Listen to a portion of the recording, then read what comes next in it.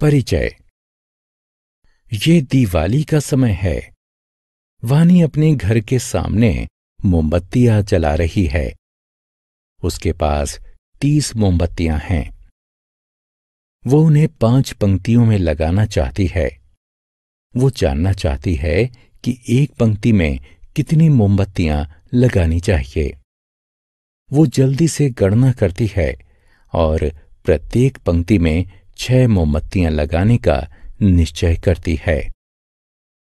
बच्चों, इस पाठ में हम गुणन तथा भाग के बारे में और अधिक जानेंगे। आओ सीखें। गुणन की क्रियाओं को करना, भाग की क्रियाओं को करना। गुणन। जोड़ को दोहराना गुणन होता है। उदाहरण के लिए 5 कुर्सियों के पैरों की कुल संख्या पता करने के लिए हम 4 को 5 बार जोड़ेंगे, क्योंकि प्रत्येक कुर्सी में 4 पैर होते हैं। 4 जमा 4 जमा 4 जमा 4 जमा 4 बराबर 20। अन्य शब्दों में, संख्या 4 में संख्या 5 का गुणन करने पर 20 प्राप्त होता है। हम इसे इस प्रकार भी लिख सकते हैं कि 5 गुणा 4 बराबर 20। गुणन के लिए ये चिन्ह लगाते हैं। पहली संख्या 5 गुणक कहलाती है। दूसरी संख्या 4 गुण्य कहलाती है और गुणन का परिणाम गुणनफल कहलाता है। गुणन के गुण। आओ अब हम गुणन के कुछ गुणों के बारे में जानते हैं। इन बिंदुओं को देखें। ये 3 पंक्तियों में हैं। प्रत्येक पंक्ति में 5 बिंदु हैं। हम बिंदुओं की कुल संख्या कैसे पता लगा सकते हैं? जी हां, हम 5 को 3 बार जोड़ते हैं। दूसरे शब्दों में, हम 5 गुणा 3 का आकलन करते हैं। हम इसे ऐसे लिख सकते हैं: 3 गुणे 5 जो कि 15 होता है। आओ हम 15 बिंदुओं के विभिन्न विन्यासों को देखते हैं। सभी बिंदुओं को 15 बिंदुओं की एक पंक्ति में लगाया जा सकता है। 1 गुणा 15 बराबर 15। प्रत्येक बिंदु को एक बिंदु की 15 पंक्तियों में लगाया जा सकता है। 15 गुणा 1 बराबर 15। प्रत्येक बिंदु को 3 बिंदुओं की 5 पंक्तियों में लगाया जा सकता है। 5 गुणा 3 बराबर 15। 1 गुणा 15 बराबर 15 होता है। 15 गुणा 1 बराबर 15 होता है। 5 गुणा 3 15 होता है और 3 गुणा 5 भी 15 होता है। 2 की गुणन सारणी। जब हम गुणन के तथ्यों का स्मरण करते हैं, तब गुणन करना आसान हो जाता है। गुणन के तथ्य गुणन सारणियों में दिए होते हैं। चलो 2 की गुणन सारणी से प्रारंभ करते हैं।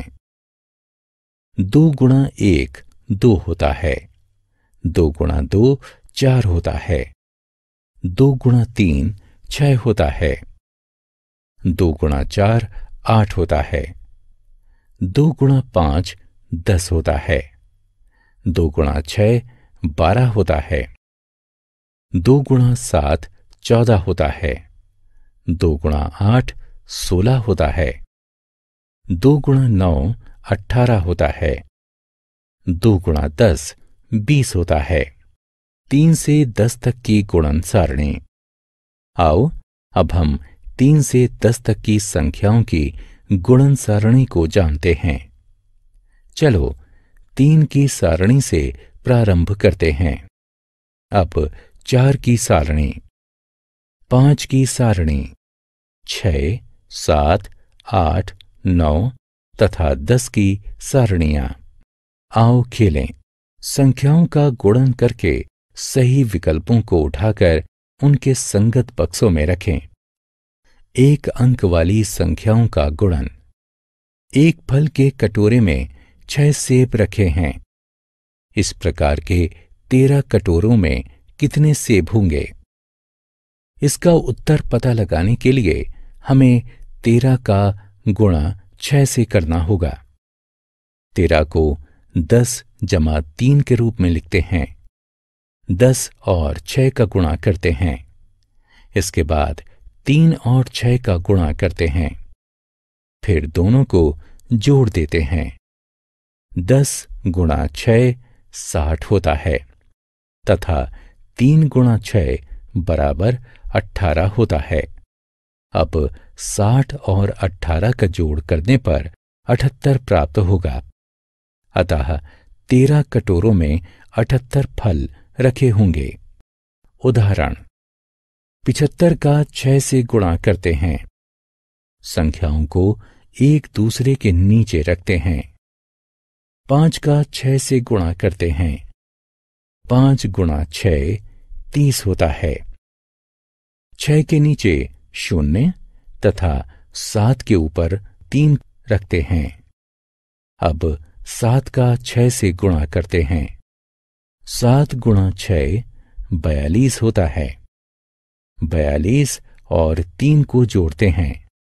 7 के नीचे 45 लिखते हैं। उत्तर 450 होता है। भाग के गुण। भाग गुणा का ठीक उल्टा होता है। ये घटाने की प्रक्रिया को दोहराना होता है। आओ अब हम भाग के बारे में और जानते हैं। इस चित्र को देखें।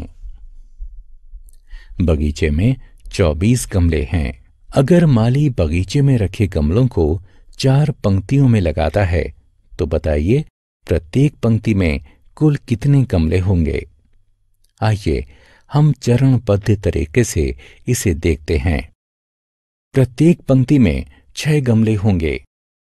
आइए देखें कैसे। माली पहली पंक्ति में 6 गमले लगाता है। अब उसके पास 18 गमले बचते हैं। वो दूसरी पंक्ति में 6 गमले लगाता है। अब उसके पास 12 गमले बचते हैं। वो तीसरी पंक्ति में 6 गमले लगाता है। अब उसके पास 6 गमले बचते हैं। वो चौथी पंक्ति में भी 6 गमले लगाता है। अब उसके पास कोई भी गमला नहीं बचता है। अन्य शब्दों में 24 घटा 6 घटा 6 घटा 6 घटा 6 बराबर 0 होगा। माली ने 24 गमलों को 4 पंक्तियों में बांटा है, जिससे प्रत्येक पंक्ति में 6 गमले रखे हैं। हम इस स्थिति को ऐसे लिख सकते हैं। 24 को 4 से भाग देने पर 6 प्राप्त होता है। ये भाग का चिन्ह है। संख्या 24 भाज्य है, 4 भाजक है तथा 6 भागफल है। उदाहरण, 18 लड़कियों को एक बस में बैठाना है। एक सीट पर 2 लड़कियां बैठ सकती हैं। तो बताइए कि बस में कम से कम कितनी सीटें होनी चाहिए? चलिए देखते हैं। सबसे पहले तो लड़कियों को 2 के समूहों में बांटते हैं। कुल 9 समूह बनते हैं। इसलिए बस में कम से कम 9 सीटें होनी चाहिए। हम उपयुक्त समस्या को इस प्रकार से भी लिख सकते हैं। 18 भाग 2 बराबर 9। आओ खेलें। संख्याओं का भाग करके सही विकल्पों को उठाकर उनके संगत बक्सों में रखें।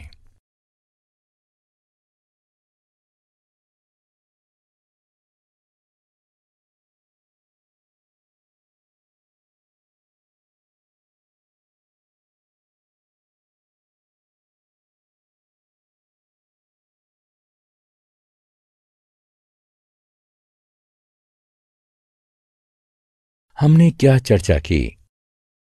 जोड़ को दोहराना गुणन होता है।